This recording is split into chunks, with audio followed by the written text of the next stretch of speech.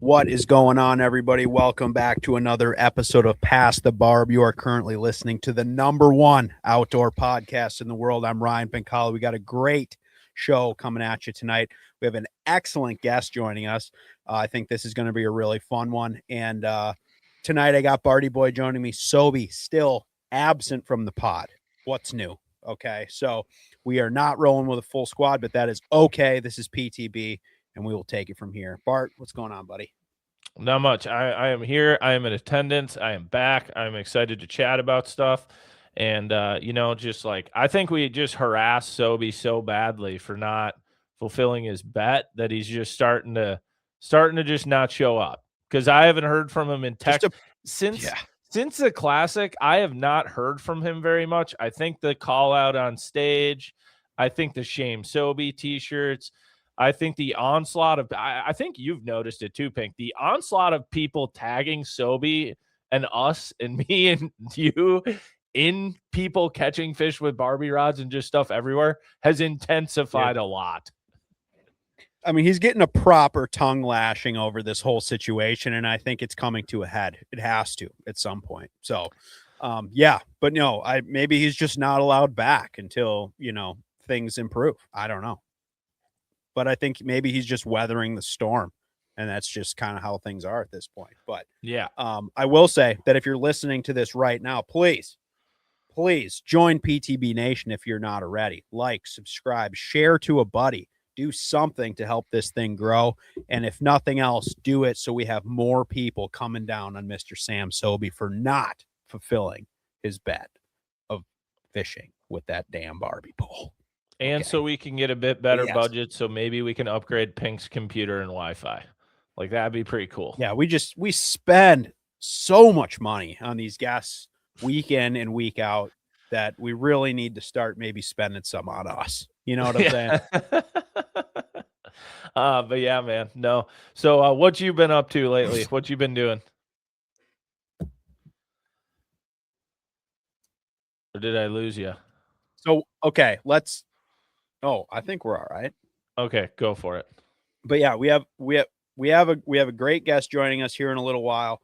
But we kind of wanted to just kind of get into some things that have been going on. And I know the last pod we had good buddy Adam Griffith on here. We chatted some spring bassing and some stuff like that.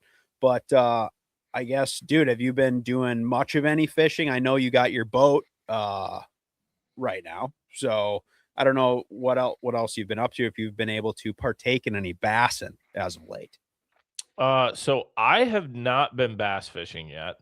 I have been doing a lot of other things. I've been fishing a lot. And people will see a lot of it fairly soon. I'm just trying to gauge when this will be coming out. So I have been extremely busy. I actually went ice fishing again since the last time we were on for 3 or 4 days. Griff and I went ice fishing, did a bunch of stuff. That was pretty fun.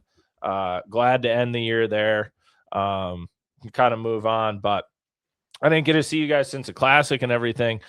So what's funny is as this is being listened to, I'm currently down at Kentucky Lake. So I was watching the Classic and I fell susceptible to major FOMO of not fishing any tournaments, and also was like, well, there's a Toyota series on Kentucky and I've been debating fishing it, blah, blah, blah. And, I didn't really get to fulfill that last year when I went down there. So, right day of the deadline, I was like, you know what, fuck it. I'm going to go do it one more time. So, as of right now, I'm rigging up all my rods and stuff, basically just getting the boat prepped. And, I'm heading south shortly to go hopefully, catch a bunch of big bass. Taking a swing at it.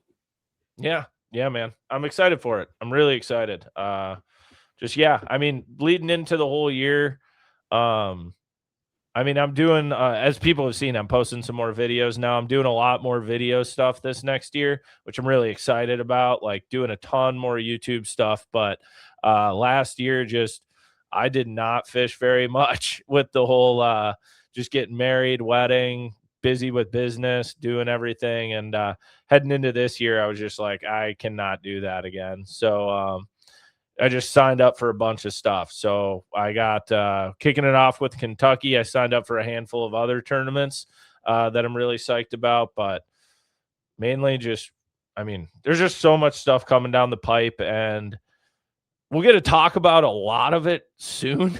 It's just we've been waiting for a very long time. That's kind of the hard part. But yeah, a lot of exciting times, exciting things happening. But I am really pumped for Kentucky Lake. I bet, dude. It's gonna be sick. Yeah, it should be good. I mean, weather's been very good there. They're not getting 17 inches of rain in 4 days like last time I was there. It's just supposed to be nice and 70 to 75, sunny, fairly calm, maybe a little bit of wind a couple days, but it looks like it's going to be beautiful spring in the south. And I mean, I'm going to catch a lot of fucking smallmouth, dude, and it's going to be really fun. I'm going there for one reason and one reason only, and it's because I have a second place trophy on my wall, not a first. So I really would like to get that. So we're going to go give her a swing and see if we can bring that one back home to the north. That'd be sweet, dude. Yeah. No, I mean, I'm sure you're just frothing over it because, like you said, I know you were kind of jonesing last year, not like really jumping into a bunch of stuff. So, yeah, well, and I was jonesing for it last year, and then I got like majorly blue balled by like like my boat not really working great, and like getting down there, and I'm like excited to go do it, and then I drove home, and you're just like, you know what I mean? You just get all psyched, and you're like, God, I wanted one more shot, and then I sat here for a full year just being like, well, I guess that's how it ends. And then I was literally watching the Classic, dude. I'm watching Dylan Nutt just absolutely rake them. Easton's leading day one. Fisher Anya's on camera. Trey McKinney's decimating everyone. I'm literally watching this and going, my window to win a national tournament I'm 32. I am getting aged out so rapidly. Like, I just gotta go take an opportunity on one that I think I might have a shot. I was literally just watching it going like, God damn, these kids are gonna take my money if I don't go try to do it once. So yeah, that's honestly like what it was. I was like, God, I just need to go do it. And I love it down there. So it should be really fun. Yeah. No, it was. I mean, the Classic was fun. We definitely missed having you there, but I feel like we held it down pretty well either way. But it's like just kind of like I probably what you skipped for a second. It's okay. You came back. Oh, shit. But yeah, but probably about the time people are listening to this, hopefully I have picked up my boat by now. But I think it'll be coming soon. But it's just like, God, dude. It's just that time of year where you're just like, I just want to get out there. But I have been fishing a bunch, just not in the boat. A lot of yak missions right now. But damn, dude, the fishing's been fun this spring so far, as far as like bassing goes. Yeah, like I said, I really wish I would have partaken a bit. Yeah. Like I mean, I had like probably one of the cool, like we haven't fished a ton in March, obviously, just because it's like Minnesota, but I mean, like, dude, I stumbled into one of the most like wide open frog bites I've ever been on in my entire life, and it was in March. Like, that's crazy, dude. That's sick. Were they under like a dead mat then? They were under an algae mat and approximately 1 foot of water. Yeah, that's sick. So they're just warming up there. Yeah, it was maybe like a 60-yard stretch, and I think between the two. Bass out of it. Okay. Just absolute insanity. But I don't know where I cut off there. But yeah, like we caught, like me and Nicole sat on it and probably caught close to 100 fish in about 3 hours. Oh my God. Oh God. Pink's Wi-Fi is getting like on a frog, rowdy. dude, and they were like eating it good. Like really pummeling it. Yeah, I know.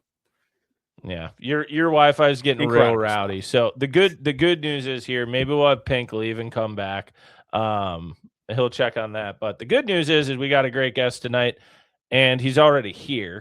So I will introduce him and bring him in while Pink's trying to figure all this out. But joining us tonight is a great friend of mine, actually my old tournament partner. guy that I learned a ton from, especially smallmouth fishing. I think probably one of the best smallmouth fishermen in the Midwest right now, and newly qualified for the Champions Tour. Going to be joining the tour this year, won the qualifier, and that is our good buddy, Mr. Hayden Anderson. What's up, Hayden? How you doing, boys? Yeah. I'm so excited for someone else Dogs to are be starting to here bark so that I fine, can too. deal with Pink's shitty Wi-Fi with someone else. All right. So you tell us where are you at in the world and run us down your last 24 hours. Well, I'm up in Poplar, Wisconsin. So that's up by like Superior. If anybody's not familiar, I would assume not very many people know where that is. So way, way up north in Wisconsin. And then my last 24 hours would include a lot of plumbing. That's what I do for a full-time job. So You still like gonna start picketing outside local sweet corn farms? doing what? I thought you hate corn. You got it. Now I get it. Yeah.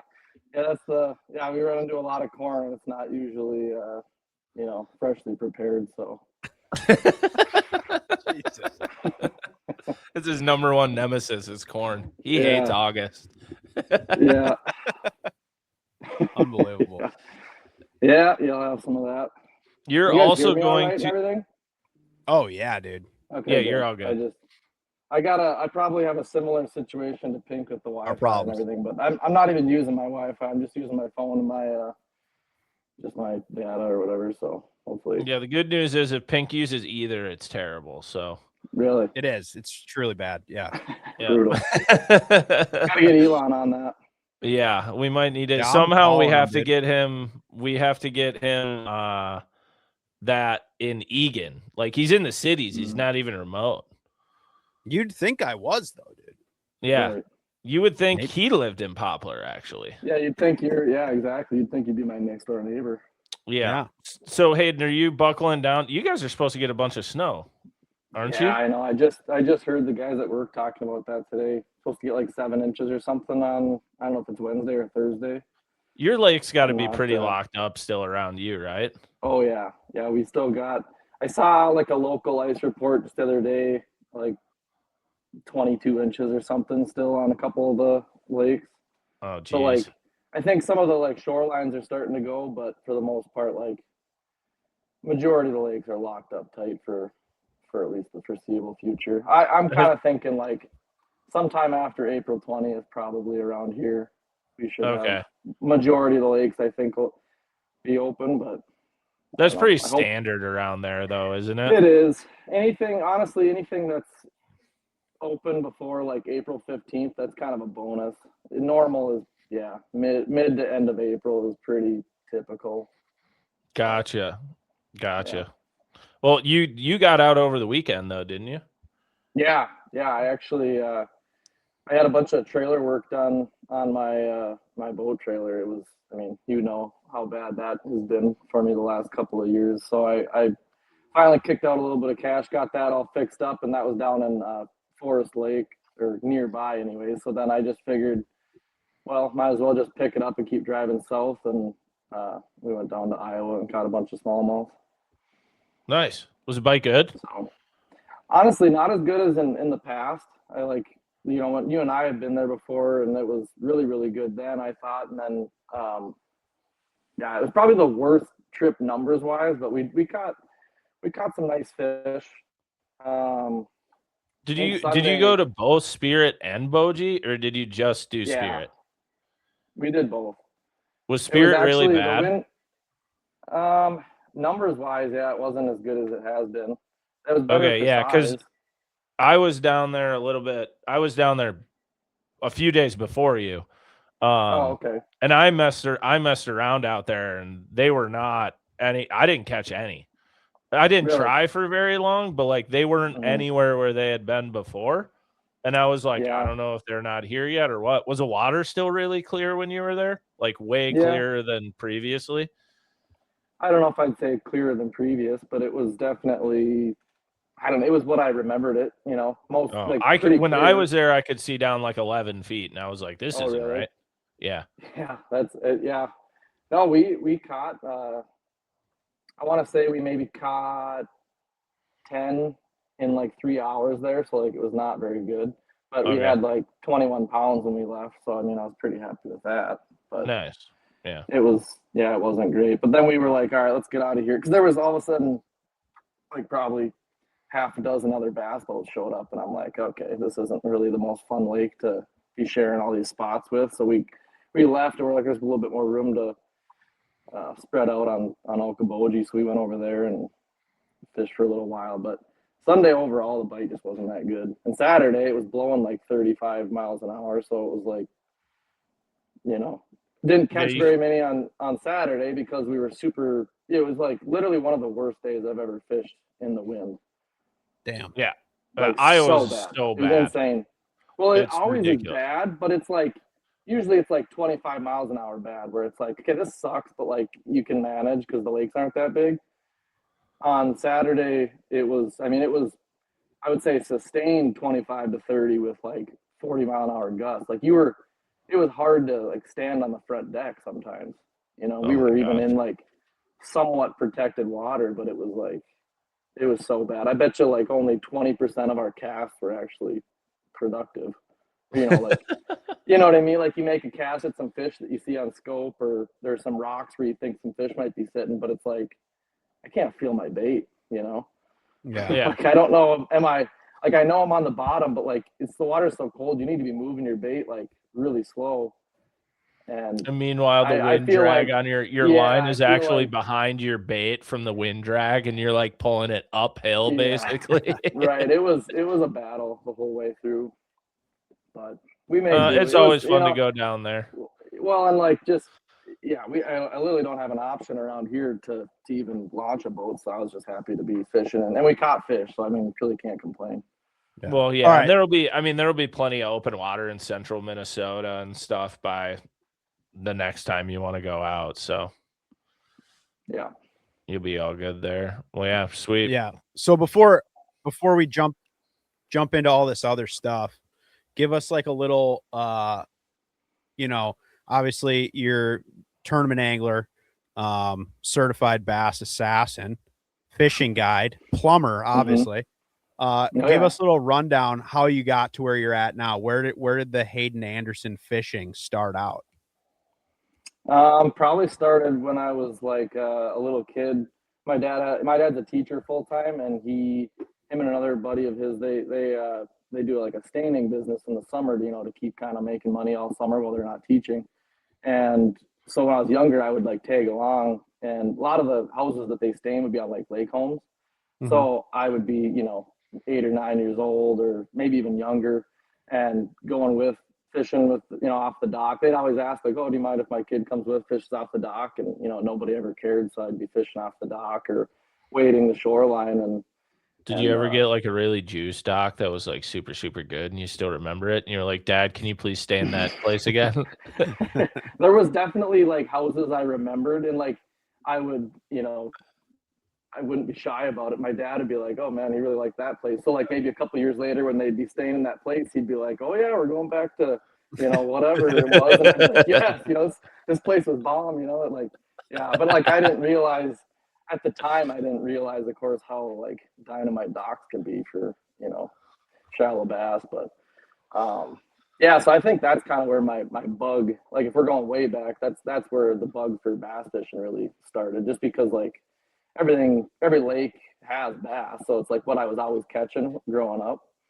And yeah, so that's where that kind of started. And then as I got into high school, I got introduced to Aaron Teal because he was at UMD, which is only like a half hour from me.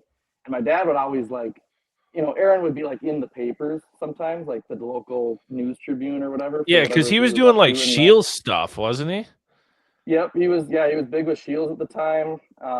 And yeah, so like he'd be, I don't know, whatever he was up to, I don't remember, but like he would pop up in the news Tribune or something sometimes. My dad would be like, "Oh, it's this, this bass fisherman up at UMD," and I'd be like, "Yeah, okay." Well, like I didn't really care. My dad would always like try to show me what was going on in the paper.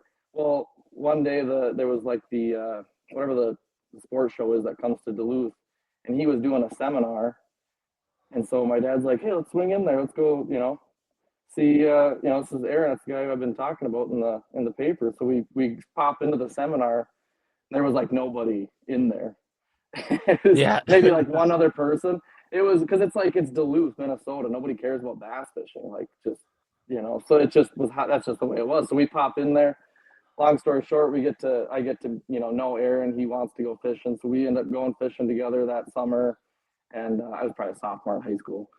And anyway, yeah, that's how I got introduced to like actual hardcore bass fishing and tournaments and stuff. Him and I started doing the Fisher's Men Legacy series. So it was like you had one guy was over the age of 18, one guy under. And yeah, we went and did I think at least 2 years of that. So that's where the tournament bug and all that serious kind of bass fishing started. Yeah. So obviously that's progressed a lot to like where you're doing now and fishing multiple like trails and stuff. But like I always like to ask people this because I think a lot of people have a different answer. But like what made you decide that you wanted to start like actually running guide trips or like taking people or teaching people? Well, I think like a while back, I was like, man, I don't want to be a plumber my whole life. Like I want to try to do, something. I realized a while back that like, I really, becoming a pro bass fisherman is like, it's an expensive journey and it's kind of a far-fetched journey unless you have like a lot of things really line up for you. So I kind of was like, nah, I don't really want, that to be my lifestyle, I guess. So the next kind of thing to be able to like make money fishing would be guiding. I've since kind of come to like my job a little bit more. I don't mind plumbing. Like when I first started, I'm like, oh, man, I don't know if I'm going to like this that much, but I actually like it quite a bit. So I guess I just guide to make a little extra money on the side. And then I do enjoy getting people on fish because sometimes, I think we take for granted how, I don't want to sound weird, but like we can just go catch fish every time we go fishing, or most times we go fishing. Like we can be on fish if it's a lake that we already know. So if people like want to go fishing and you know how to do it, like it's fun to show people kind of what we get to do all the time. So yeah, it's fun seeing people like have like one of their best days on the water, and you're like, oh, right. like you kind of have to change your expectations because like for 80 or 90% of the fishing community, like your bad day is like something they'll never forget. So it's like, okay, yeah, I'm used to going and doing a lot more than this, right. And it's like, even, when we do chronicles, like we catch a 13-incher and it's like, sometimes you're like, dude, remember be pumped. That's someone's PB. Like right. That's a lot of people's PB. Right. We definitely take for granted sometimes. I think, a 3.5 pound smallmouth or something, like, it's just like that's an awesome fish, but sometimes, not everybody gets to catch those all the time. Yeah, for sure. If I can help put somebody on a 3.5 pound smallmouth, or same thing for a largemouth or something, and to see them having fun doing that, I mean, that's awesome too. So okay, so then also like you went to your first classic this year, correct? Yeah. So what was that like? We'll ask this in like 3 phases. So number one, what was your experience at the expo? Like, what did you think of the expo and everything? What's your kind of feel of that? Well, that was awesome. I spent all the cash that I brought with me in like 10 minutes. Did you purposely only bring cash so that you didn't spend too much money? That is part of it. Yeah. Yeah. That was definitely part of it. Although I did spend all the cash I brought right away. And then when we went back again on Saturday, I definitely spent more money, like just charge the card, You're like, well, it was because they had the Coikes again. So I'm just like, I didn't realize they were going to restock them. So we went back on Saturday. I'm like, wow, I mean, they're here again. We might as well. I should have texted Hayden, not Pink. I think you did text me, and I said I'm buying my own again. Well, because there was a limit, you know what I mean? Like you couldn't just get as much as you want. Yeah, it could have been that. Well, that was it too. Yeah, if there wasn't a limit, I'd have been like, yeah, what do you want? But it was like, oh, I only get to buy 3 today. I know I bought 6 yesterday, but side lane Line. because you got a pass to get in too. Right. Yes. Yeah, that was clutch. Shout out to Tomorrow Tackle because he got us. Teal got us exhibitor passes, so we got to go in at like 9:30 on Friday. We just scoped out the whole expo, checked out like, okay, here's where this is, here's where that is. We figured out like where we gotta be, like right when shops start selling stuff. So as soon as like the clock hit 11, we were like, boom, get to the Coikes, get to Thorn to buy a couple things there, whatever. Yeah, I feel like I saw you with about $300 worth of shit in a bag before they even opened the doors to that place. Yes, so I you was did. like, okay, that was at Teal's place. That was $240 something there. Yeah. It went fast. I was like, okay, yeah. Well, it's like when in Rome, right? Like, oh yeah, dude, it's a dangerous place to be with a little bit of coin in your pocket. Let me tell Was you. there people just buying everywhere? Like, was this Well, more dude, hectic than you've ever seen, Pink? Well, yes. Oh, sorry.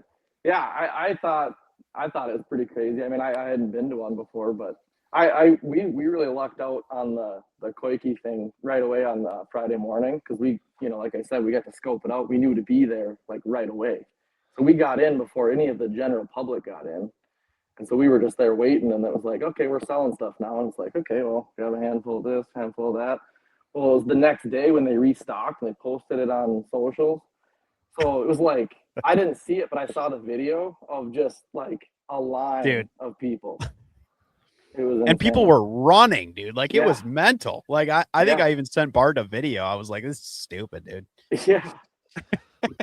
All for just like, yeah. And I was Well, like, Pink, people I don't care. don't Get even in know how to that fish line. today. I need like, one. no They're going to be chance, gone dude. till August. Yeah. I am curious when those will be come back like in stock. I'm sure random places will get them, pop in, get small shipment here and there, but like before like Tackle Warehouse gets them or Omnia or something, that's probably going to be. Well, Yeah. the Till then- problem is they're time going to next get year. them, and I'm going to be on a lake somewhere, and then the email is Right. going to go out there in stock, and everyone who's sitting on their computer is going to buy them all. Right. Yeah. And then about the Yeah. time that you're actually able to get them, the next thing will be out, and they'll be like, "Oh, yeah, Right. Yeah. Now, I mean, well, on to the the next." thing is, yeah, people are already like hoarding them up, and like every Tom, Dick, and Harry's this summer is going to be throwing one. These fish are going to be like, no, I'm good. Yeah. Probably shouldn't even have spent my money on them, but here we are. But they're hot right now. That's for sure.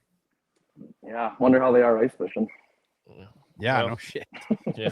Okay. So Expo was cool.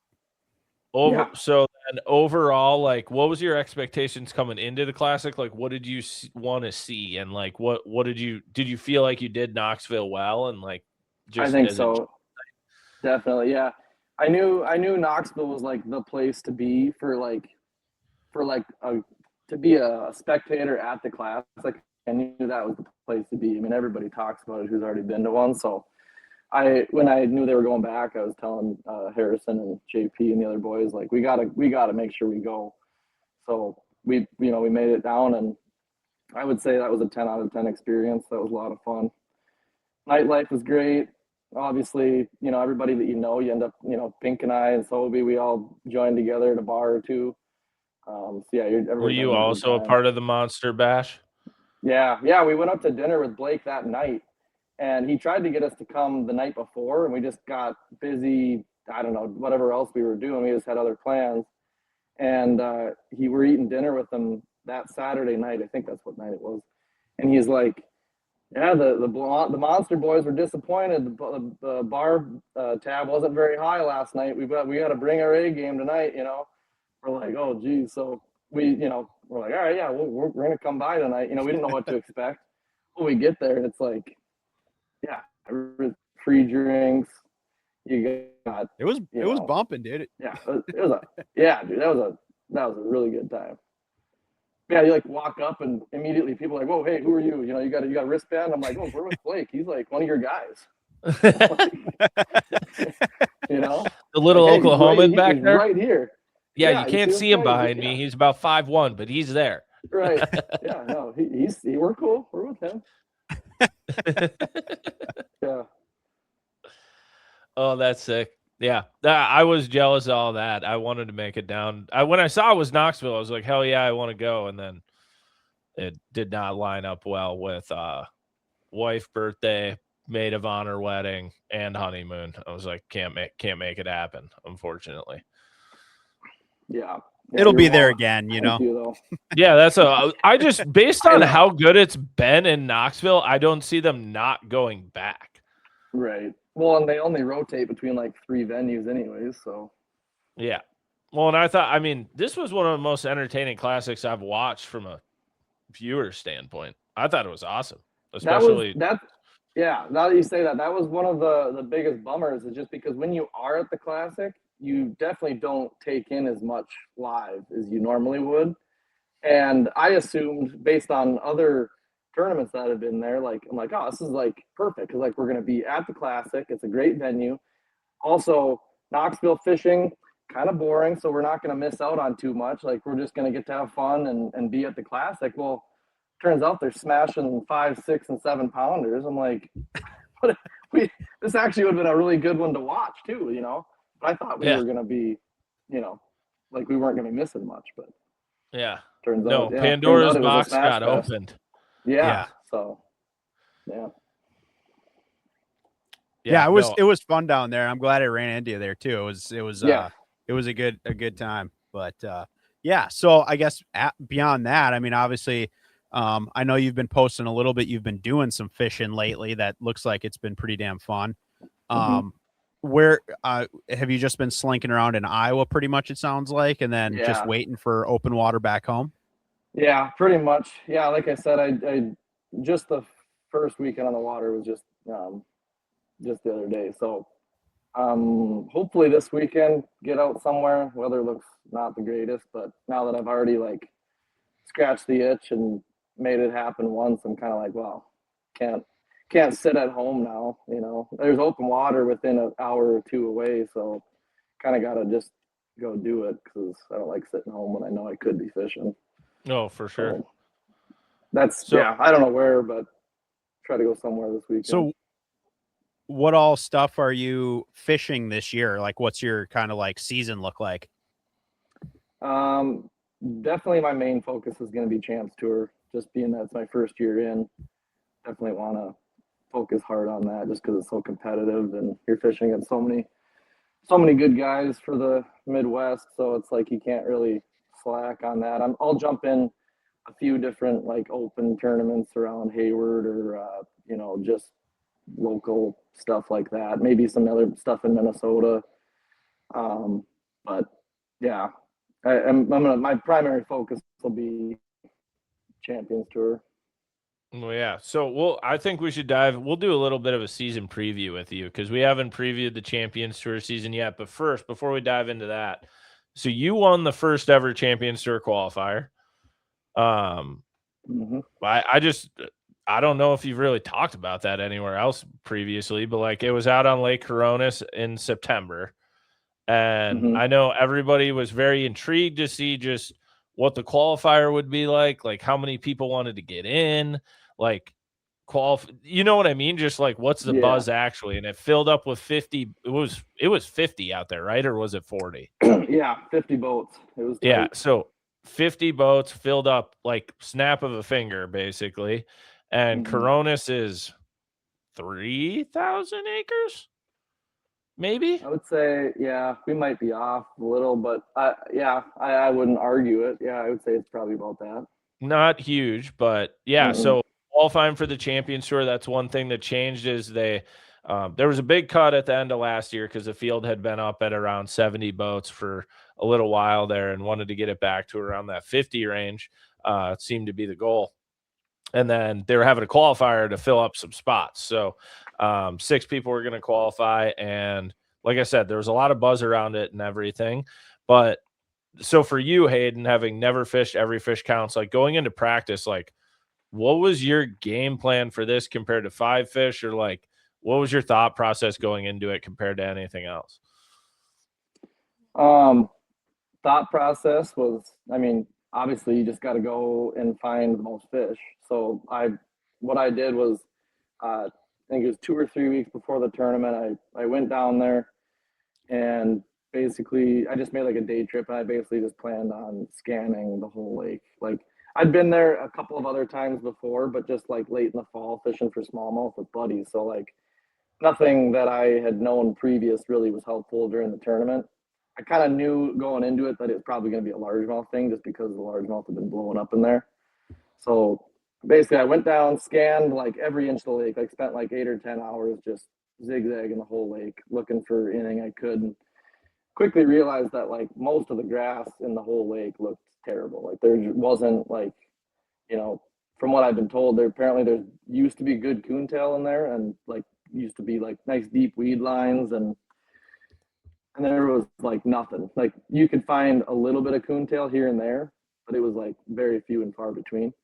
So I was just looking for that, marking any rocks that I saw. If I, you know, happened to see like a brush pile or a tree or something, whatever, I'd drop a dot on that. But it was like mainly just zigzagging the whole lake, looking for anything that looked good offshore. Just because it was what was it, middle of September, and it was still really warm yet. It wasn't, nothing had really cooled off, so I knew it was still going to fish kind of like a summertime tournament. And so then when I did finally go back for practice, I think I practiced 3 days, and I mean, fish were kind of everywhere, but it wasn't like you weren't catching huge numbers of fish everywhere, but you could kind of get bit anywhere. So I started to realize though that like wherever you could find any decent grass would, you know, there was definitely a lot of fish and a lot of bait around that. So started just trying to find as many spots as I could like that. And there was one spot in particular that I found, like this little inside turn that actually had quite a bit of coontail, and it was like kind of just a random spot. It didn't seem like it was didn't seem very obvious to me. Well, it turned out during the tournament a lot of other guys had found it too. And well, I didn't 3 days on a lake that size. I think right. everybody I mean, had to have scanned everything and seen everything, didn't they? right. Well, that's just it. Yeah. So it was like, luckily I found it and, you know, knew from ahead of time, but I never saw anybody fishing it in practice. I didn't think, so maybe it was just people that were like rolling through, just, you know, fishing random stuff at that point. But yeah. So anyway, yeah, tournament rolls around, and my first couple spots didn't really pan out that great. And then I finally started getting into some fish on a spot nearby this other coontail patch I was talking about. And I was just watching like boat after boat after boat like go through it, and I'm like, gosh, man, I've just been wanting to get over there, but I also don't want to go and just like fish behind 6 other boats that just went through it. But I couldn't get it off my mind, so I finally, boat leaves and I just head over there and start fishing through, but like after like a different angle, and I rattled off like 10 fish like super fast right out of this coontail patch. And all like I basically just, it was like 11:30 that I showed up there, and I basically camped there until whatever it was, 3:30 or 3 o'clock. I can't remember what time the check-in was, but I just camped on that for the last 3 hours, just catching a ton of fish there. I probably caught 2/3 of my fish that day just on like this 50-yard stretch. Yeah. And you were down until, when did you take the lead? Like 1 or 2 o'clock? Yeah, it was definitely in the afternoon, because I was kind of lingering in like the top 10 for most of the first part of the day, but I want to say maybe 1 or 2 o'clock probably is when I started. But then it was me and Harrison kind of going back and forth for quite a while. Yeah, then it was you and Harry, and I was like, oh my God. Yeah. Which that is even more crazy to me. The fact so winning it was just like crazy, unbelievable. Me going 1 and him going 2 is absolutely unbelievable. Like, what are the odds that like one of my best friends goes second place, like out of 50 boats? You know what I mean? Like, I don't know. I thought that was crazy.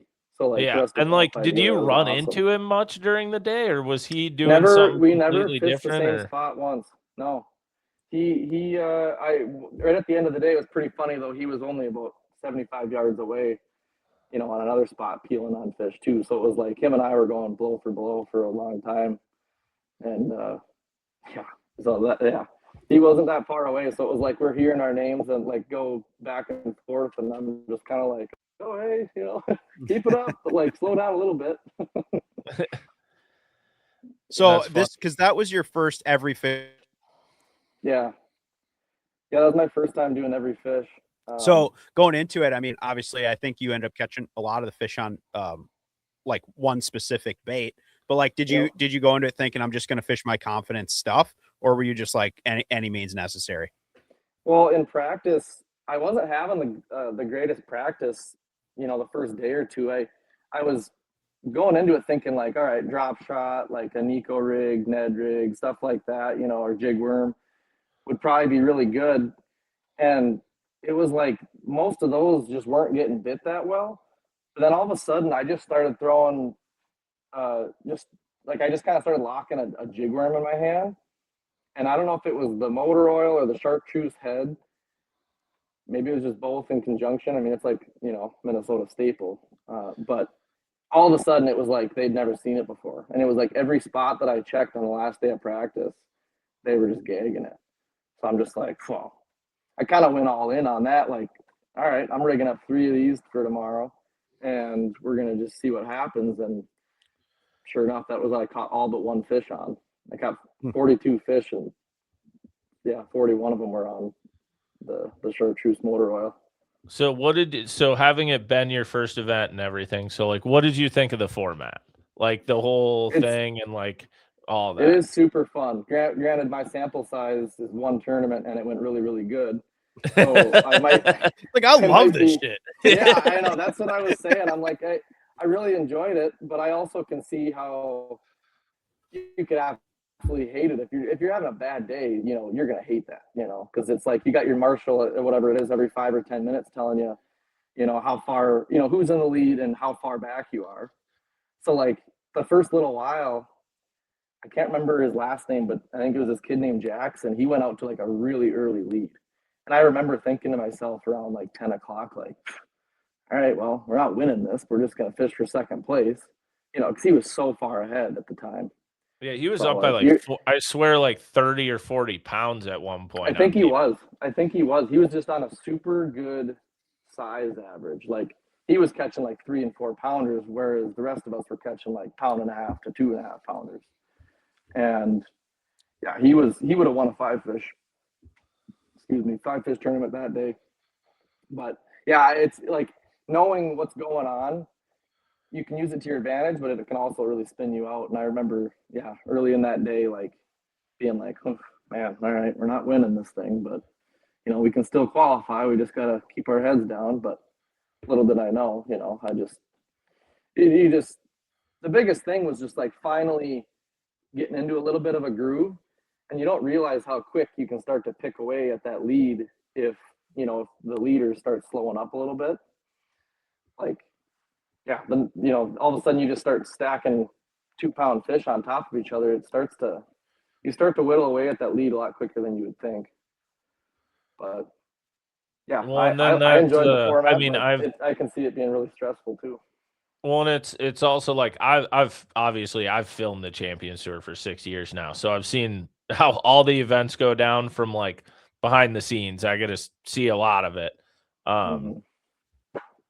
It is always better, in my opinion, to be the one chasing. Yeah. In the afternoon compared to the one trying to hold on for dear life, because when you start gaining and everything, like.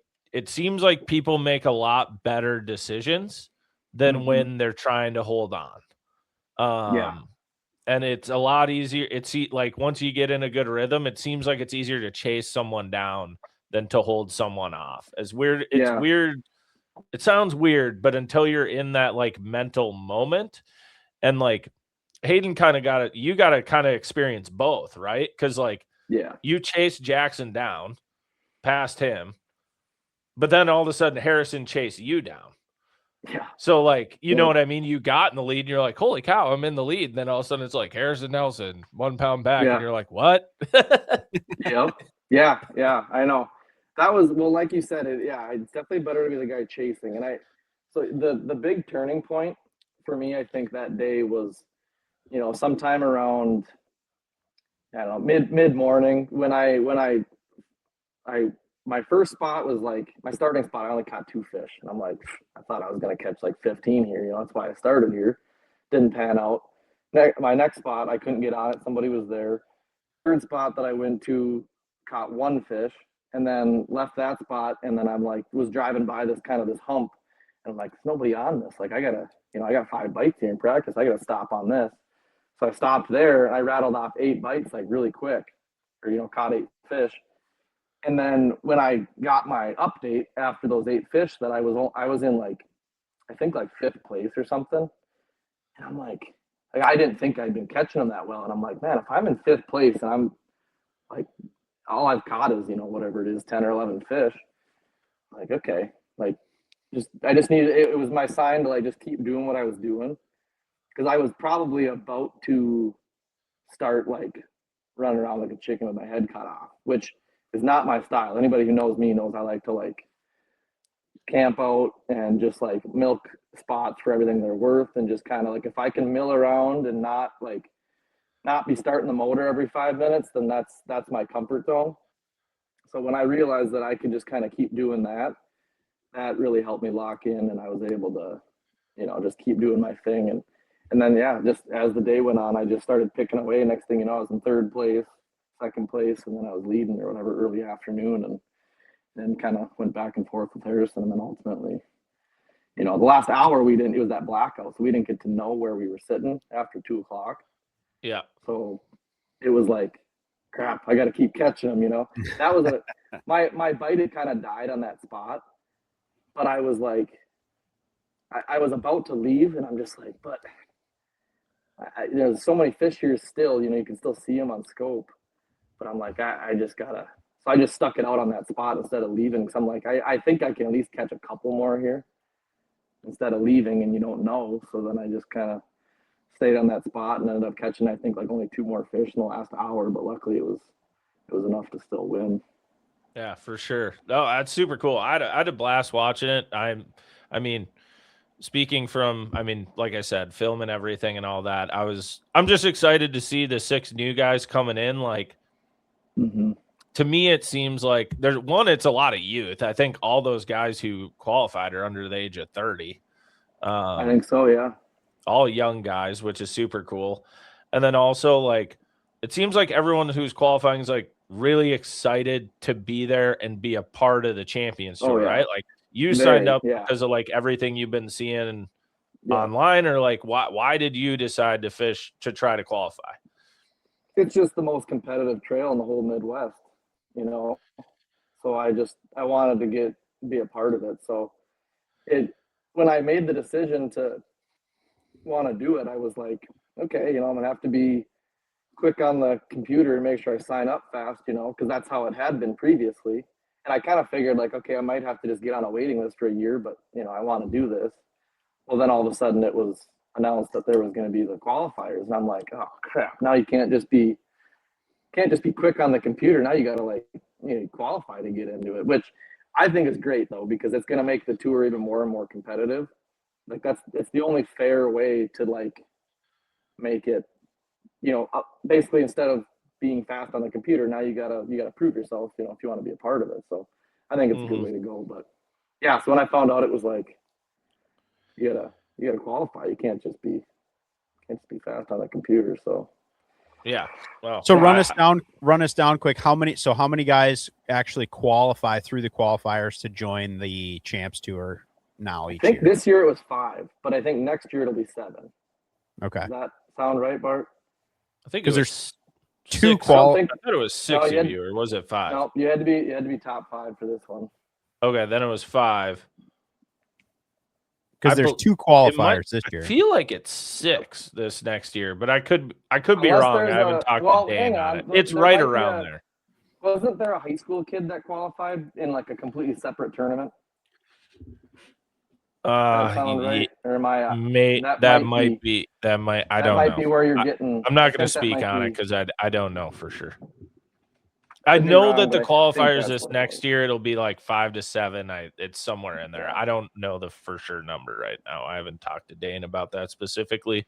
Been more worried about filming the coming up tournaments this year, which I mean, well, we might as well do a championship preview. We got a guy fishing it this year, and Sure. it'll be fun. So for people who are, I mean, we've been talking about it this whole time, but the Champions Tour is in every fish counts format. Typically it's 1 pound minimum. The only time it was different was Okoboji. I have no idea there, but that's typically what it is. And it's 3 events to qualify for a championship. The championship will be, it's been like half the field before. I don't know if that's changing or not this year. I would assume it's the same. Half the field makes a championship. No entry fee, fish for a brand new skeeter boat, and a bunch of sweet prizes from like Minn Kota, Humminbird, Northland, just a ton of cool stuff. So like Hayden said, it's like the most prestigious thing up here. A lot of legends fish it, and yeah, it's just turned into kind of the deal in the upper Midwest. So this year, I guess we'll go through each event. I think that'd be kind of cool to do. Nobody's really talked about it yet. First one is the second week of May on Mille Lacs. The second one is the second weekend of June on Big Stone. And the third one is I'm looking at my calendar. That'd be the third weekend of July on Pekegama. And then the championship is mid-August, undisclosed. That'll get announced at the first event. So first, I mean, I think it's a baller schedule. I mean, that's like 3 absolute hammer holes in Minnesota, which is Right. cool. I mean, what did you think when that schedule came out after you were, well, did the schedule come out before you tried to qualify, or did it come out after? No, it came out, I think like first week of October. So it was like 2 or 3 weeks after we qualified. So then you saw that and you were like, oh my God. Yeah. Well, talk about variety, right? Like you get a little bit of everything. You literally go from a smallmouth hammer hole at Mille Lacs to, a greasy largemouth lake at Big Stone. And then you just got like another, like kind of sort of traditional, northern Minnesota lake with, clear water and lots of weeds and lots of structure with Pekegama and, largemouth and smallmouth. So I think it covers a lot of bases, and I think, whoever ends up winning Angler of the Year is going to be, obviously they can do it all. So I think it's a great schedule. So first one on Mille Lacs. How you feeling about a second weekend of Mille Lacs, May? I'm super excited, but super excited, but also like nervous because you could have a really good day of fishing and land in like 30th place because, you know what I mean? Like you could go catch a ton of nice fish and then just have, kind of like how Vermilion was this last year. Like everybody's going to catch them. So I think so. Like yeah, it's the, like, that's the time to be at Mille Lacs. Like it's pre-spawn. It's early enough where I think you'd be pretty hard pressed to find anything spawning yet. So like everything should be, full blown pre-spawn feeding, like they're biting. Like that's the way I see it. So I think it's going to be a lot of fun. As long as we get like a good weather day, hopefully the wind doesn't blow, but you never know how that'll be. I will tell you from the media perspective, I am more scared of this tournament filming wise than I was Vermilion. Just because like you're going to be so many fish, with, like, dude.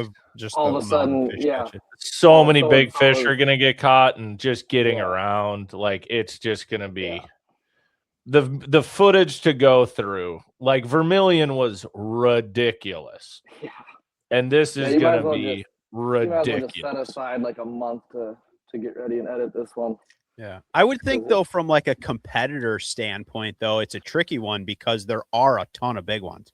Like unlike some of these where you're like, oh, it's an every fish counts, like let's catch a ton of 2 to whatever, 2 pounders, 2 to 3 pounders. Like here, I feel like people are going to be like catching big ones and lots. Yeah, like I think you're going to have to catch a lot of 3 to 4 pounders and bigger. Like I don't think No, I don't think you'll be. I'm sure a couple of guys will find something where it's like you can load up on like 2 pounders somewhere. But I think, this is just my thoughts on it, I think there's plenty of places where you can cast after cast after cast catch 4+ pounders out there that time of year.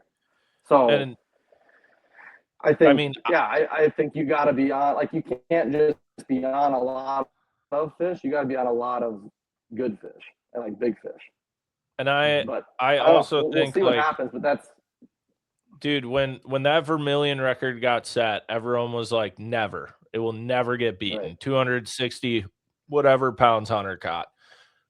It'll never get beaten. Dude, if you do the math, it can for sure get beaten in this tournament on Mille Lacs. right. You could be over 100 pounds of bass with probably less than 30 or 35 fish. Yeah, like you could catch 60 fish on Mille Lacs. And if you have a 4-pound average, which is very doable out there in the spring, you are at 240. Right there. Yeah. You are I don't breathing. see, You are breathing on the record at that point. And like from what some of the schools I have heard of out there in that early time frame is people saying I sat on a school for 3 hours and caught one every cast, and they were all 3 to 5.5 pounds. Yeah. No, that's factual. That's how I picture it. Granted, how many times do people predict a tournament to be, whatever, and then it ends up being short of that? But I think this is one of them where I'm not saying the record will be broken, but I think this venue at Mille Lacs is as good a chance to break it as anywhere else. Yeah, I mean, you never know until the week of what's the weather like. Right. When did the ice actually come off? Is it calm? Like, can they actually run around? Is it windy? Like, there's a lot of factors to that type of thing happening. But I'm just saying, just based off of when it is, and if conditions are somewhat right, it absolutely could happen. But I have, like Pink, you talked about, like, everybody's going to catch them. The one thing I have heard about Mille Lacs in the spring, though, is there's going to be some guys who do really bad because they get so ganged up, and like, well, that's just it. It's you like can the get bad classic, real fast.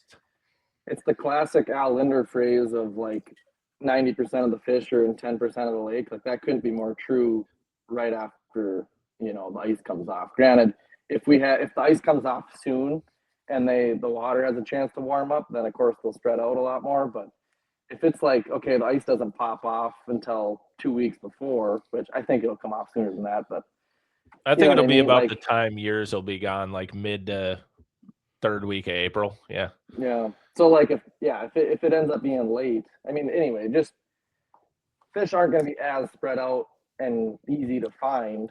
When you find them, there should be a lot of them, but when if you're just looking if you're hoping and praying, it's going to be a lot harder to run into fish than it. But I mean, those big ones too. I mean, if you're catching a lot in that 3 to 5 pound range, I mean, those are also difficult fish to land too. You know what I mean? Like, right. So it's like you can be on the right ones, but you might be breaking them off or just not getting them in the boat too. So yeah, and those fish pull so dang hard too. So like you could be on them and you could be catching them every cast, but you might still only be catching a fish every 5 minutes because it takes you a couple minutes to land it, or depending on what kind of if you got spinning or casting gear, and you got to weigh the fish and you got to have your picture and sign and then make your next cast. So it's like, yeah, I mean, it's gonna be really interesting. I'm excited. And then the good old lake split too. Newman's always got something fun for that, so I'll be intrigued to see what he does there. Yeah. Do you find yourself? I mean, obviously you talked about it a little bit, but like being kind of new to this format, do you find yourself having to like strategize differently than you have been? I mean, fishing like the team trail and some of these other tournaments, or are you just going out there doing your same thing? I mean, I feel like I'm gonna start out like trying to just do the same thing I normally do, but I guess I got to get a season under my belt and see what happens. I obviously whatever I did on the last one worked out fine, but I don't know. We're gonna have to just see, I guess. I think Mille Lacs is like we've been talking about. I don't think you can go and just catch like run of the mill 2-pounders. Like I think you need to be catching good ones. So I think no matter what, I'm just gonna go out there looking for looking for just the most fish I can find, and odds are, like, if you find them, like, they're probably going to be, like, it's hard to catch fish less than 3 pounds out there. It's pretty, you don't catch very many 2.5 Yeah, I don't even pound know where they smallmouth live. out there. Yeah. So I Because think they're just obviously looking in there. for, I just don't know where they are. yeah, just looking for as many as you can find, and then, I mean, odds are they're going to be good ones. I would say too, I mean, take it or leave it. I haven't fished the format, but having filmed a lot of people, the people who do the best do what they do, and they just don't, maybe minor tweaks for Champions Tour, but like they do their thing. The people who struggle, like, are really good in 5 fish, then they show up and they're like, "Oh, I got to find these 2-pounders now," or whatever, and then they don't have a good event and they get all kittywampus. It's like the people who do really good, like they just go do what they do. Like, Well, right, and that's why I think I ended up doing so good at the Coronas tournament, because, like I said, I got to, once I realized that, catching them at the pace I was doing well. I knew to keep doing my thing and keep fishing slow and methodical, and kind of just milling around. So when I knew I could do that, I really started, my confidence went up and kind of got into a zone that way. So hopefully can carry that momentum into the next season. But yeah. And yeah. we'll chat about Big Stone next, just to cap off Mille. I think what will be really cool for that one too, people watching the Real Live Well app, with how big those fish are and how much they can be schooled up pre-spawn there. And like the spring, the bite always is better in the afternoon. It always is, just from the water warming up, fish get set up well, like the whole deal. There's going to be some big comebacks and like movement in the second half from guys who are in like 20 to 30th place, and then all of a sudden rattle off 50 to 70 pounds and just blow up the leaderboard. Like that will happen. I mean, even when we were there, the last time we were there was a championship, I believe, and that's when Noah won. However, him and Figgy went down to the wire, fish to fish, within eyesight of each other, for the last hour, and Figgy had 1 fish in the first half. Yeah, in the second half, he just started cracking them, and that's what can happen on Mille. So that'll be cool. But second event, second week of June on Big Stone. Hayden, you fished Big Stone a bit, I know. There was a Champions Tour event there. Might have been 3 years ago. Yeah, it was around there. Same week. However, I'm excited to go back and film this one because it was a really cool event last time we were there. But we had like the longest storm delay in Champions Tour history in the second half. The wild storm came in. The guys blasted off the second half, and literally as they were blasting off, a storm cell blew up halfway through the lake, like in 5 minutes. It was ridiculous. It was not really on radar. It looked like a little bit of a rain shower, and it hit the lake and exploded and sat on the lake for like 2 hours. Torrential downpour, lightning everywhere. Guys had to go to shore. Willard ended up winning, but they only got a fish in the second half for like maybe an hour and a half. So weights were cool. There was really, I mean, there's giant fish in Big Stone. Everyone knows that. But what are you thinking for that one, Hayden, number 2? Yeah, that one's going to be interesting. I've only been there the one time when we were there for Team Trail Championship, and I don't know, what was that, 2022 or something? 20. I think Yeah. 23 maybe. Yeah. Yeah, it was 2022. Yeah. 22. Yeah, I don't know. It's going to be, I don't know what to expect because it'll be so much earlier in the year than we were there. We were there like end of August. So, I mean, do you have much experience with post spawn or end of spawn largemouth? well, yeah, I mean, I do, but on lakes that are like not Big Stone, on lakes that have like 10-foot water clarity. Yeah, not exactly. Like lakes that aren't like absolute grease puddles, So I don't know. That's gonna be. I think it'll be really cool though. Like, yeah, it's gonna be more than likely a shallow water. I want to call it a slugfest because there's big ones, but they're not going to be probably that easy to catch, so it's just going to be catch what you can catch and see what happens, I guess. I think that one will be cool in the sense of the Champions Tour events that are, so this is one like just this time of year I can even predict Noah Schultz is going to be a guy who's there. Mm-hmm. And it's because I won Dirty Water, that whole deal. It's kind of his jam, but it's going to be a heavyweight grinder is the best way to describe it. And that's when Noah does really well, is when like it's kind of hard to get bites, but you can catch big ones and make up ground. Mm-hmm. And like you catch 3 in a row and then you go quiet for like 30 or 40 minutes and then you catch 3 in a row. Like I have a feeling that's going to happen a lot there. Yeah. It's just it'll be weird like that. It'll definitely be a good contrast right after Mille Lacs. It's like we should be coming off of like a big time slugfest, and then you go to a big fish still, but yeah, it's not going to be, at least I don't think it'll be as hot and heavy action wise.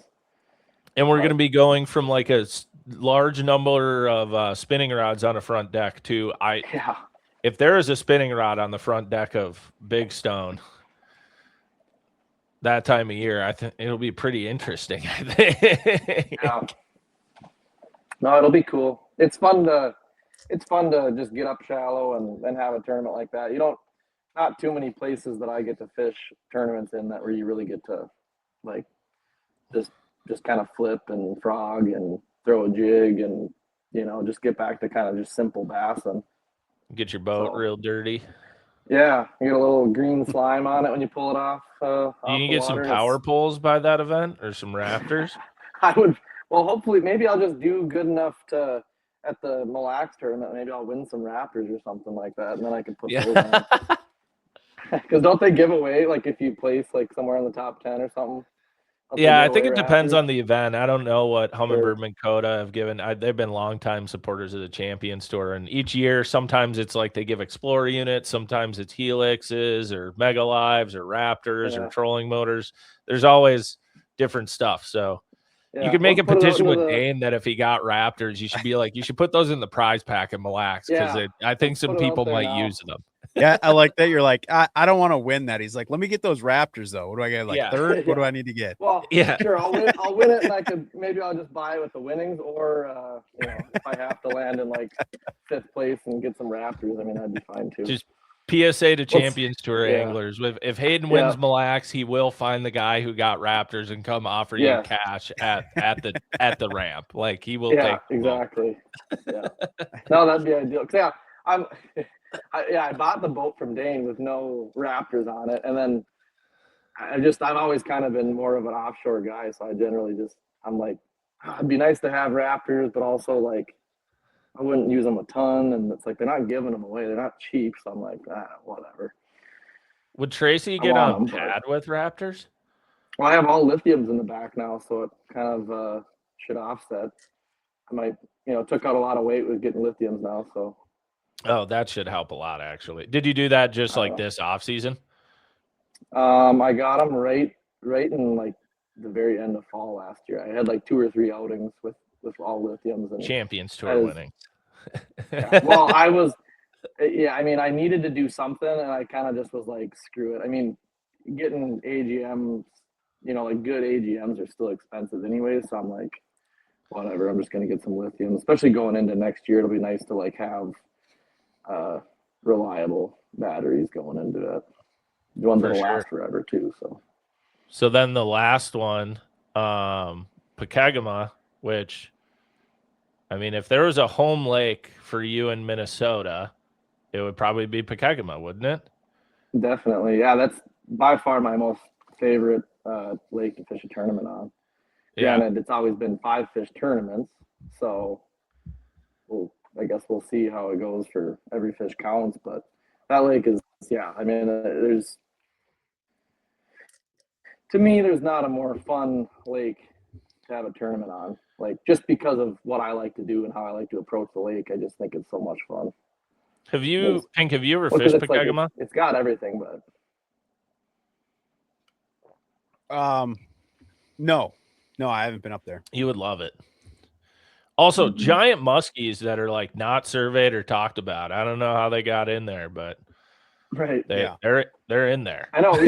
When we were up there for the last team trail tournament, well, not the last one, the one before, we were telling, Damien and I were like telling his buddy Trevor, we're like, dude, because he's a big muskie guy. We're like, dude, you got to get up there and check out these muskies. And like, I just don't know if he took us serious because he never went up there. But we're like, dude, like, we're seeing them.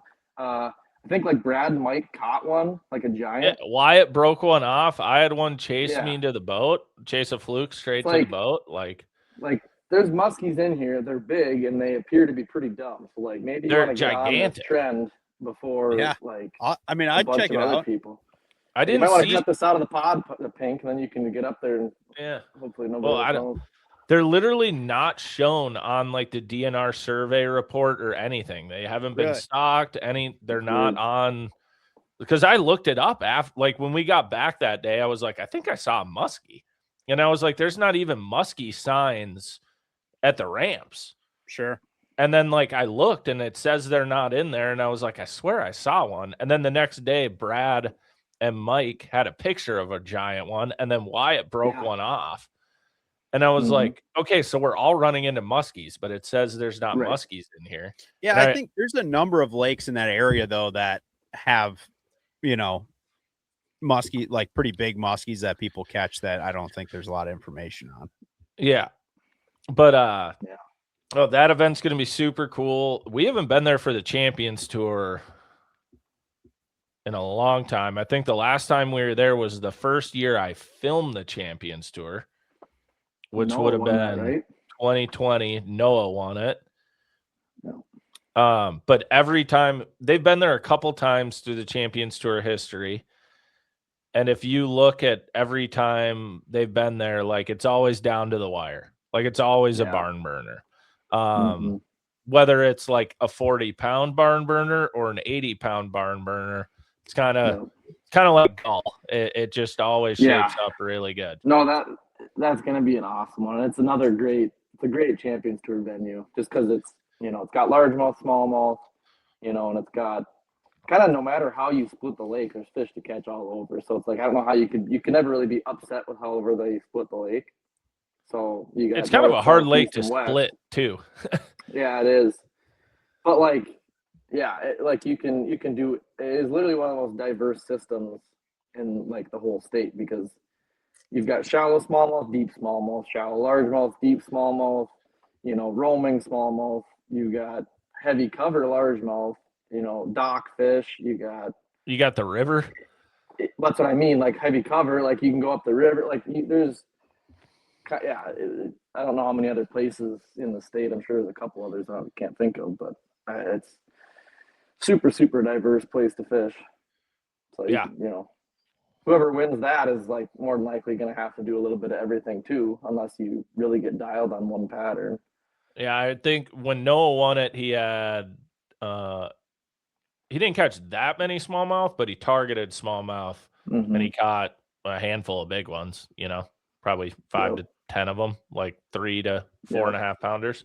Yeah, I think I remember watching that video and I remember seeing like he ended the day like definitely kind of junking up some shallow largemouth to kind of his trolling motor died for the last That's hour. what it Yeah, was. he went and he went and idled his boat into reeds basically so that he stopped drifting. Sure. Because it was blowing. That was the biggest wind I have ever filmed in the Champions Tour. There was a small craft advisory on Pekegama, which that doesn't happen. That lake's not that big. Yeah, it was crazy how big it was actually out there. Straight out of the northwest, it was blowing right down the gut. It was nuts. Nuts. It was so big out there for such a small lake. So that one will be really cool. I'm very excited. Like you said before, Hayden, it's going to be, you're going to have to be really versatile to win Angler of the Year this year. Definitely. That'll be cool. Are you fishing the Pro-Am? Did you sign up for that too? Yeah, I did. Hell yeah. I figured. Go ahead. I figured might as well. Like I was used to doing 4 tournaments every year, 4 in a row for like team trail. So I'm like, well, might as well just do the goal tournament too. Plus, it's like, I mean, most of the other guys are doing it anyway, so it's like, yeah, I just figured why not jump in it. Yeah, Good, so good money in that one, and yeah, it should be fun. I want to get the full Champions Tour experience. So yeah, and for people that don't know, so the Pro-Am's open to the public. Anyone can sign up for the pro side. I think, what was it, Hayden? $500 pro entry? Yep. Yeah, $500. 75 boats up on Gull. That'd be the third week of June, I believe. Yeah. And the way that works is you get randomly paired with one of the boat marshals, and you fish as a team. So you weigh, catch, weigh, release your biggest fish throughout the day. The app automatically culls them as you go. So you end up weighing your biggest 8 fish. I think it's awesome. It's a great way to do it. And you mix in a little bit of the, like, 5 fish versus every fish. It's 8 fish, but like the old school Denny's, right. basically. I mean, odds are most of the time in a 5 fish, you're catching 8 or so fish anyhow. So you're just keeping your next best 3. So it's still kind of the same concept, but you're able to do the catch, weigh, release. And you excited for that one? The last time you were on Gull, you won, didn't you? Yeah. Won the team trail there, 2024. So granted, that one we didn't catch very many fish. We just caught big ones. So I don't know. We'll see how that goes. Well, luckily, you only need to catch 8 in that one. Oh, that's right. Yeah, we just literally talked about that, and I already forgot that it's an 8 fish. So, all right, I don't know. We'll see how it goes. Different time of year, I guess. Yeah, we'll see. I love end of June on Gull. I think arguably, that might be my favorite time out there. It's so good. No, that should be a good time. That's just a super, super fun lake too. Feels like that, like, lakes go through ebbs and flows of like what's really good, what's not, like everything. Mille gets all the shine right now, but dude, Gull is better than it's ever been. It is as far so as like another right large, like as far as like a largemouth fishery on the up and up, that's definitely one of them, or if not the one in the state right now. Like as far as like a well-known tournament body of water, that's definitely on the uptick still, I would say. Yeah, what did you win that team trail with? Did you have 22 or were you like 21 and a half? 21 and a quarter, I think. Yeah, which is, I mean, that's really big. I mean, for anywhere, when you consider, even Tonka when you for consider 5. like, right, when you consider how like 18 pounds was winning only like 5 years before, isn't that about right? Like in like 2017, 2018, it was like if you're catching 17, 18 or so pounds, like most of the time you're winning that tournament. Yeah, and I had that one, I took third, and I think we had 20 and a half. And then Johnston and Harry had 20 and a quarter, and they took 4. There was 4 bags over 20 pounds there might have been 5. I think Shane Schlipp might have even had over 20, or like way high 19s. Yeah.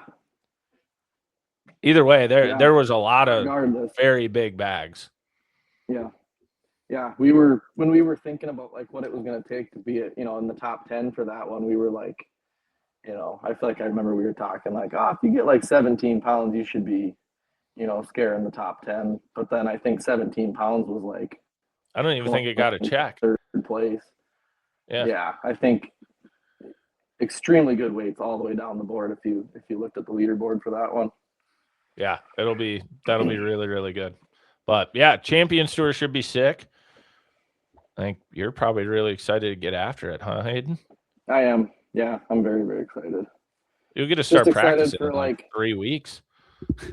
Yeah, right. I know. I definitely plan on making it out to Mille as soon as that ice goes, just to go see. Obviously, whatever I learn those couple of days before, or like whatever day the ice, or whenever you ever get the opportunity to get out there. I don't know how much of that's going to actually translate to the tournament time, but you and take advantage of it'll be out there. I know. Yeah. I'll go sample it for a couple of days, and if it's musical boats out there, I'll probably not go back until practice. But to be timing himself how fast he can reel in a 5-pounder. Yeah, that's a good idea, actually. Yeah, how much tension on my line? How much can my gear handle? That will be Fine, part of it. 20 Like if you years on a figure out a spinning way to rod. catch them on a bait caster compared to a spinning Right. rod, just And you can just winch them in. Definitely. Like Yeah. low key, that'd be kind of badass though. If I you were like, know. oh yeah, dude, I Yeah, would it's just definitely horse them crossed in. my mind. It's crossed my mind. If I'm like, if I can, if there's a way to catch them on like 20-pound fluoro and like a medium heavy action bait caster, like that'd be nice. But Yeah. they're smallmouth, so that's not very often. very clear water smallmouth too. Right. Yeah. So I don't know. We'll see. True that. I like it. You got anything else, Pink, or what? I don't know. I mean, I don't have too much else. I mean, are you, I guess the one question is, are you still going to be doing any guiding this year? Yeah, definitely. I mean, it's tough because obviously I plumb full time. So Monday through Friday, I'm doing that. But then a lot of the weekends are eaten up with tournaments. But I'm not stacking my tournament schedule too big this year. So, like I said, I'm just going to focus mainly on Champions Tour. So I will have probably more time this summer than I have the last couple of years. Yeah. So I mean, So- and I'll take a day off of work. Like if there's only, if somebody can only go on a Thursday or something like that, if I know with enough time, I'll take a day off of work or whatever and make it work. But yeah, I'm definitely running guide trips next year too. Yeah. So how do people For get in this touch season. with you if they want to book a trip? Best way is just go to my probably my Instagram. On my main Instagram page, Hayden Anderson, I have like my guide page, which is I have it tagged on in my profile right there too, which is Hayden Anderson Fishing, and I got my phone number attached to that page and everything. So you can either just give me a DM or find my phone number, give me a call, shoot me a text, whatever's clever. Sweet. Well, before we leave this, we do got to ask, because you are kind of the smallmouth connoisseur, I would say. I mean, you've taught me a ton about everything I know about smallmouth these days, because I did not fish for them much until you and I were partners. What's a tip you got maybe for some people getting out there? We'll say for spring, like early ice off ones, because you've fished a lot of ice off smallmouth in your day. Mm-hmm. What's a tip or two maybe you got for people to be successful their first times out going after some smallies? Well, I guess right off the bat, first thing I can think of is like it's not as complicated maybe as people want to make it out to be. Like it might seem really intimidating. I remember being like really intimidated with cold water, smallmouth in particular, I guess largemouth too, but just because it's like, you're thinking about how inactive they probably are and, like, oh, I don't even know where to look for them. But in reality, it's like, they're actually they're like lethargic in nature, like they're moving around pretty slow because of how cold the water is, but they're actually really aggressive. So like if you can find them, you get simple baits like Ned rigs, baby tubes, little swim bait, stuff like that. If you find them and get a bait in front of them, like they're gonna bite. So the hardest part is finding them though. So you got to spend a lot of time. If it's a lake you're not familiar with, you might have to spend a lot of time kind of idling around looking for them. But when you find like, it's usually going to be a little rock pile or, maybe a little sand, hard bottom hump. You got to kind of, my wife's just getting home from Target right now, so the dogs are going berserk. But yeah, that'd be what I would say. That'd be my tip. Okay. And would you say too, I mean, a lot of people want to go out now, just drop the trolling motor and stare at scope. Probably side imaging's your best friend right after ice out, right?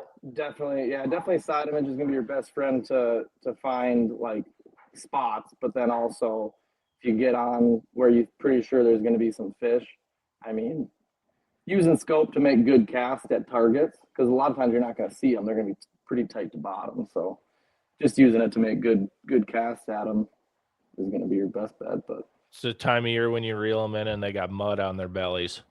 yeah, they're slow moving at that time, and yeah, they're not. Yeah, definitely some of them you reel them in, they got mud on their stomach still. Love it. Well, Pink, you got anything else, or Hayden, you got anything you want to leave the #1 outdoor podcast in the world, the listeners with?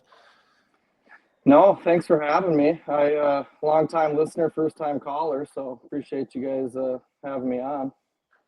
Yeah, we love it. No, we'll be rooting for you on the Champs Tour this year, and hopefully run into you on the water somewhere along the line, maybe in Wisconsin or something. Heck yeah, I appreciate it. We'll line it up. We'll go fishing soon. Yeah, If you blast them, we got to figure out some way just to embarrass Sobe with like maybe you like catch one of your fish on Mille with a Barbie rod for us, and then you just like chirp him. You're like, see, it's not that hard. Come on, guys. Yeah, exactly. Yeah, I'll put it on socials. Just Yeah, you guys get me. soft You call. get me one of them rods. I'll put it in the rod locker. I'll have it ready to rock and roll. I think we can make arrange that happen. Yeah, Fink, we have the budget. Yeah, the Finks are listening right now. They'll hit you up. Like they'll get you a good one. Anything to shame Sobe. So we got the plug. Yeah. Maybe we should get shame whatever Sobe it takes. t-shirts from them for everyone in the Champions Tour, and we'll just make it mandatory that like everybody for at one point in an hour of the first Champions Tour event just has to wear the t-shirt. Yeah. So I mean, all either the that or rules meeting. Yeah, all the fish photos in the Real Livewell app have a giant shame Sobe. Yeah. Or we just slash his tires. I don't know. Right. Whatever's more convenient at the moment. They both feel very good. I think that would work.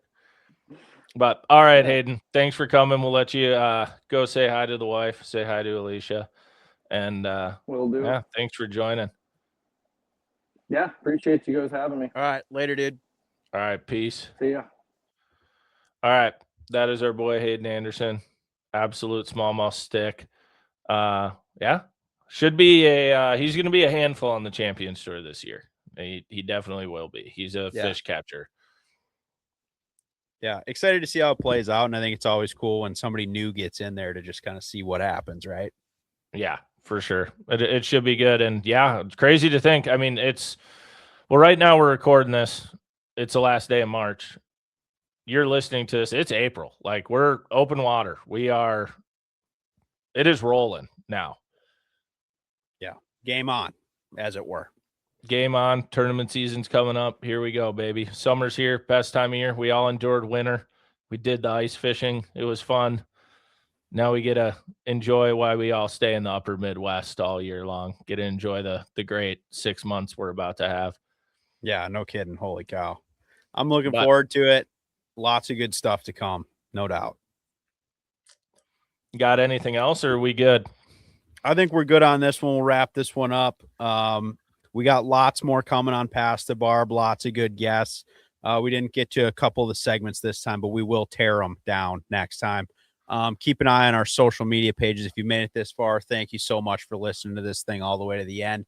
We'll keep it coming, and PTB Nation's growing every day. Thank you for listening to yet again another episode of the #1 outdoor podcast in the world, and we'll catch you on the next one.